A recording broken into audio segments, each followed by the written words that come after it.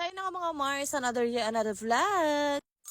Morning person nga ang mama nyo today, kaya naman ayan maaga magbubukas sa munti nating tindahan. Sa totoo lang mga Mars ko, sabi ko nga sa aking mama ay sigawan niya nga ako dito sa bahay. Para nga makapagbukas naman tayo ng maaga-aga. Dahil aaminin ko sa inyo mga Mars, talagang sanay lang ako gumising ng alas 8. Bibihira lang talaga ako magising ng alas 6, depende na lang talaga kung importante talaga yung gagawin. At ayun nga mga Mars ko, after ko nga pala ma-display yung mga paninda namin na nililigpit namin tuwing gabi. Eto, pumasok na nga ako dito sa aming sala kusina para naman magluto ng aming almusalin. At ito na nga lang palang pasta expresso na isipan ko nga na lutuin para mabilisan na lang. Ang sunod ko naman gagawin mamaya ay syempre magsaing nga para naman sa pananghalian namin.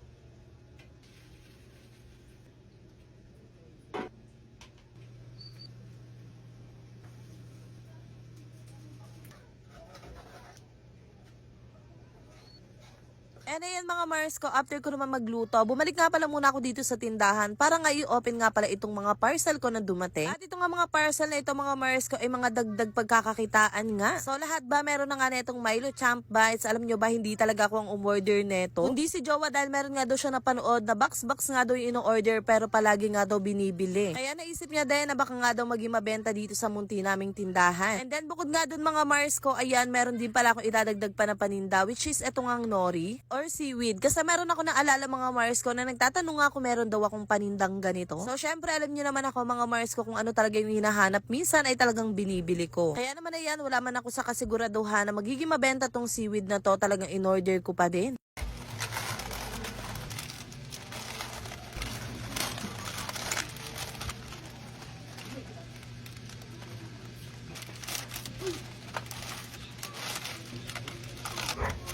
And syempre, ito na nga ang ating technique para nga makita agad nila. Ilalagay nga natin dito sa pinakaharapan. So, bali na-adjust ko nga lang yung mga paninda namin dyan mga Mars ko para ito talaga yung unang makita. And alam nyo ba, ayan na nga mga Mars ko, hindi ko pa inasasabit itong Milo Champ Bites ay meron na ngang bumili. Hindi lang isa mga Mars ko dahil tatlo agad yung binili nila. Masasabi ko talaga na worth it nga ang pagbibili ni Jowa dito dahil mga Mars ko, hindi na talaga inabot ang kinabukasan itong Milo Champ Bites. Talagang naubos talaga sa mga bata. Kaya naman sinigurado ko na talaga na marami nga yung in-order ko. Dahil syempre alam niyo naman kapag mabenta nga yung paninda o hinahanap-hanap pa ay kailangan palagi tayong ma-stock para alam niyo na mga Mars ko tuloy-tuloy lang ang ating kita, di ba? So kaya naman mga Mars ko kung iniisip mo rin ang magtitinda ka na ba neto ay nako for the go mo na yan. O siya bali ayan para inasikaso ko na nga pala dito yung mga yelo. So mag-harvest na nga tayo dyan dahil nagtigasan na nga sila dito sa ilalim ng freezer. At mamaya lang mga Mars ko ay gagawa na naman tayo dahil alam niyo na another paninda, another pagkakakitaan. O siya hanggang dito na lang muna mga Mars. Yun lang. Bye-bye.